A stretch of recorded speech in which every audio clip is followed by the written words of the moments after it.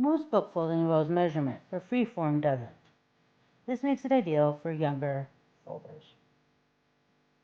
So the first step is you're going to form a triangle by bringing the corners from both sides of the book into the center, and then crease. Then you're going to turn the page, and you're going to fold it right directly in half, right into the binding. Turn the page, and then you're going to repeat. Form a triangle, crease, as you can see. And you're going to make your half fold directly into the binding, and you're going to crease. You just keep on repeating this until you finish the book.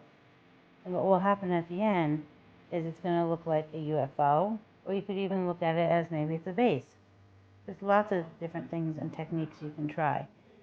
Freeform is a great technique.